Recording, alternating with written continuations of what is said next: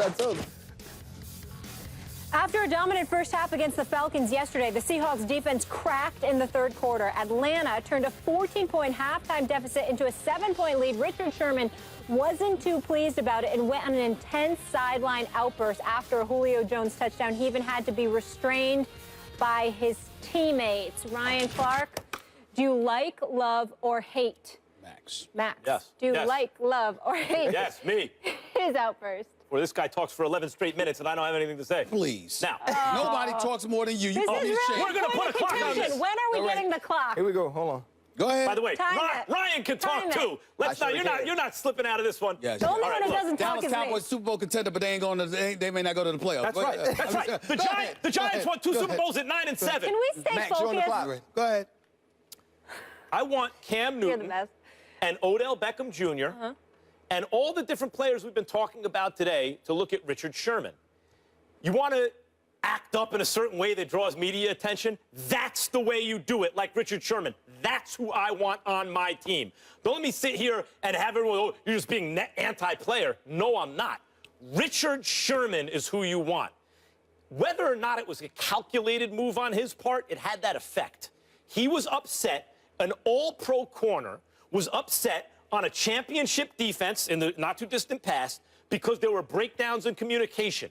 He let everybody know about it. It had the effect, ultimately, of rallying the team. And they won the game. That's how you do it. Like Richard Sherman. Not like Odell, where you cost your team yardage in a pivotal moment of the game that could cost you because you get them within field goal range or make it easier for them to score a touchdown.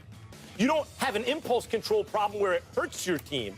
Your anger at a situation is used in service of your team winning. Richard Sherman is how you do it. That's the guy I want on my team. Well, I didn't love it. I don't hate it because there's very little I could possibly hate about a Richard Sherman. I think not only is he a fantastic ball player, but I think he's an incredible role model because of where he comes from, how intelligent he is, how he carries himself, etc. But I didn't love it, and here's why I didn't love it. First of all, the guy Kelsey McCray that you really had a problem with for Julio Jones getting that wide open touchdown pass. It ain't like he's a starter. He's filling in for Cam Chancellor. You know, those are some big shoes to fill. That's number one. Number two, getting on the defensive coordinator so flagrantly, it not just speaks to disrespect, but it speaks to insubordination. You got to wonder about that. It's not a big deal because we understand that Richard Sherman is very outspoken, like those teammates Doug Baldwin, Michael Bennett, and others have said. I mean, that's nothing compared to what we've seen him like in the past. And I'm certainly not here to denigrate him in any way. I'm simply saying that if you are that dude, think about the intellect that he has and what he brings to the table. It goes back to my line that I just said a few minutes ago. If everybody were you, bro, you wouldn't be special. Everybody can't be Richard Sherman. And so when you got a guy like Kelsey McCray filling in for Cam Chancellor, and you've got the kind of problems that you've been having periodically, like he said, throughout the season. We talked about it. That's why he was frustrated. We talked about it. We knew what we were supposed to do. We didn't do it. Yeah, you want to hold guys accountable. But when it's something that flagrant where everybody feels the need to rally together and rally around you, not just on the field, but on the sideline, you're giving the impression that you're completely out of control. Those other guys that have been through the fire with you might be able to handle it. But some of those newbies, you never know what kind of effect it would have on them. It worked out yesterday, but you got to think about that sometimes simply because they're not the regular crew that you always had. That's what I got from it. Time. He was 2 minutes. You were 122. Okay, so we see what happens. Therefore, I'd like to use another 20 seconds to quickly say... I usually have more profound things to say, but incorrect. Richard Sherman showed his intelligence not only if the outburst was calculated, even if it wasn't, but the PI at the end of the game that wasn't called was also more smart Richard Sherman play. Otherwise, you lose on a touchdown. I mean, what's the worst that could happen? They spot the ball there? Big deal. Julio Jones is going to catch that if you don't interfere. He's just a smart player who knows how to control his emotions in service of the team. Go ahead. Wrong, you're wrong, right? Because you said, like, helps them win. They were down 24-17. They didn't score another point nor stop anybody, really, after that, right? Then they get the then they get the pass interference in the red zone, they finally score, you get the last play. So it wasn't like this rallied the team and they started balling. Won, though, right? Yeah, they won. But, you know, let's just make that clear. Here's what I loved about it, though. I love the reaction of his team, right? I love the fact that they start jumping on the sideline. They start showing support for him, but they showed support as a team. This is about guys who've been through the fire with each other who know Richard Sherman. The thing that was smart about it is he knows he can do it. Now, there's some players on that team that can't. One, because they don't behave that way normally, and people have never seen them do that, and it's out of character for them, but it's not for him.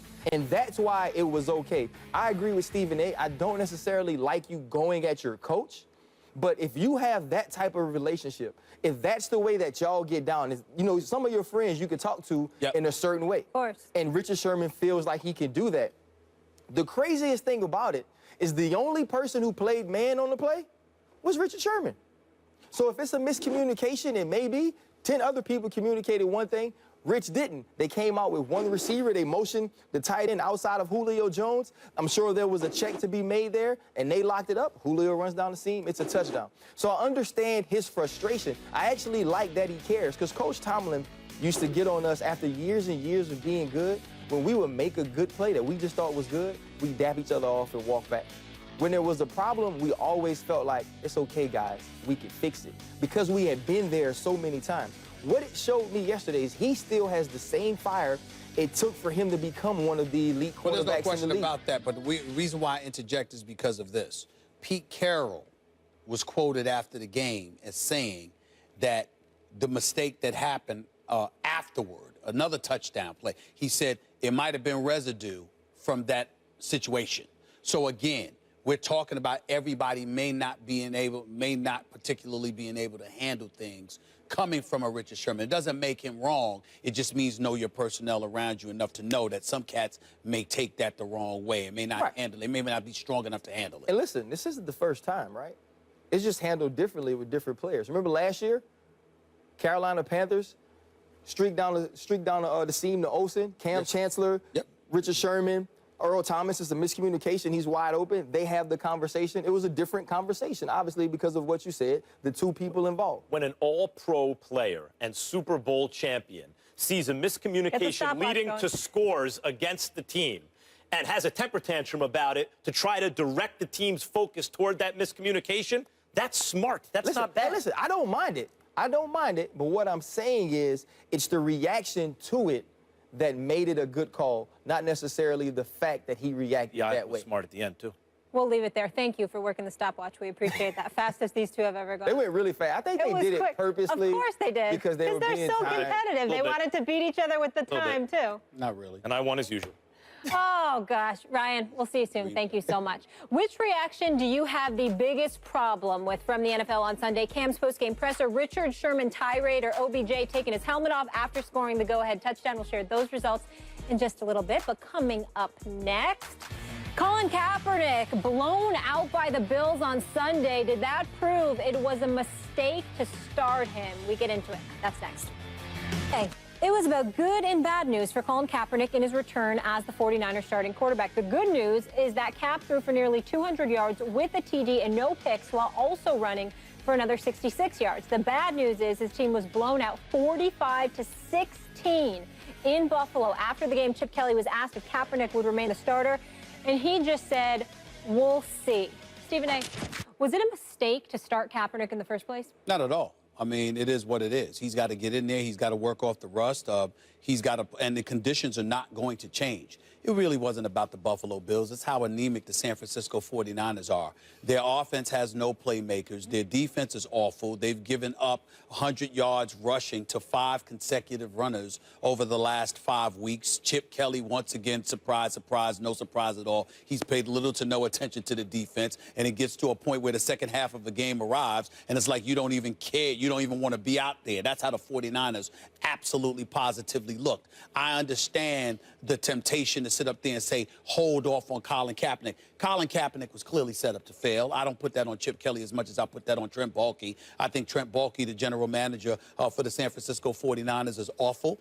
He's the guy that contributed to running Jim Harbaugh out of town. We see what a moribund, pathetic franchise the San Francisco 49ers have regressed back into now that Jim Harbaugh is gone and Baalke's got his fingerprints written all over that, along with Ned York. But in the end, what it comes down to about Colin Kaepernick, this Buffalo Bills defense, Max, Rex Ryan paid the ultimate insult to Chip Kelly without even mentioning his name. When asked whether or not he made any halftime adjustments, he said no, not at all, didn't need to. And the score was only 17-13 because he knew that Chip Kelly was going to do the same thing over and over and over again. There was nothing special about it. And as a result, the defense just remained disciplined, and that was what it was. For the record, Rex Ryan's seat getting colder, ain't it?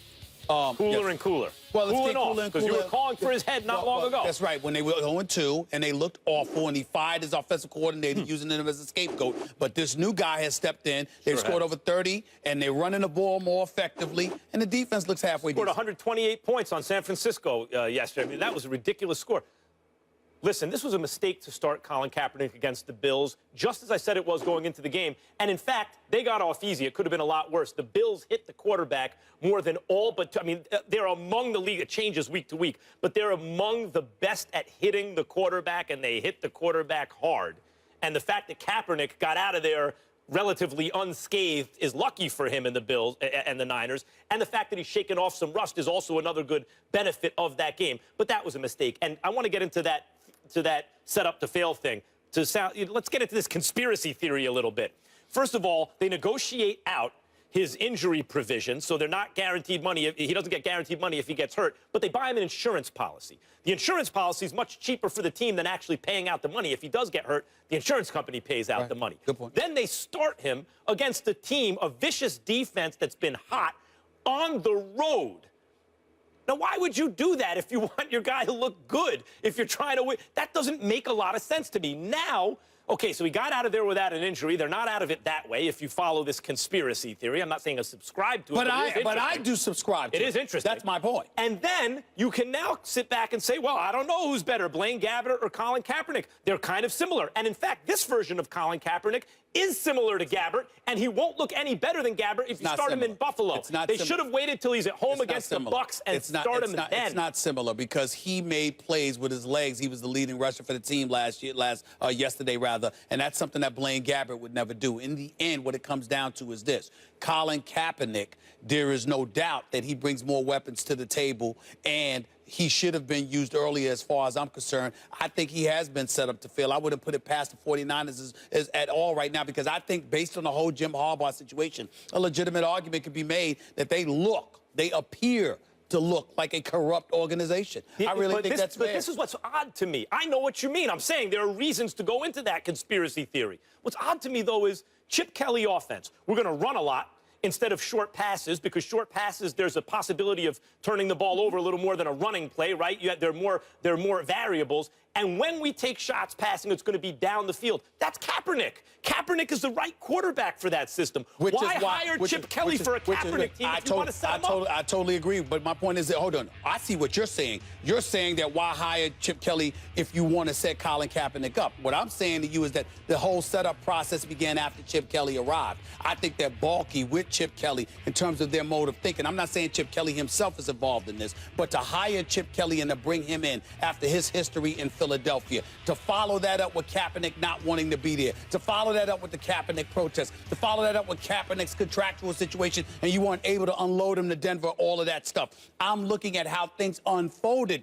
and in the aftermath of Chip Kelly's arrival, I agree. That's where I'm at. There's plenty of evidence to support a conspiracy theory there, and when you think about starting him at home against the Bucs, a much worse defense in a town that you'd think would be more sympathetic to Kaepernick's cause, at home especially, versus Buffalo on the road, a place where there was a vendor outside the stadium selling Kaepernick T-shirts with his face in the crosshairs. I mean, you know, completely reckless and irresponsible and a really bad thing to do. But you sent him to a hostile environment against a vicious defense like is being set up. You didn't know it was going to be that hostile, though. No, of course. And unless they thought that was their only shot to win with Kaepernick. But we're going to break.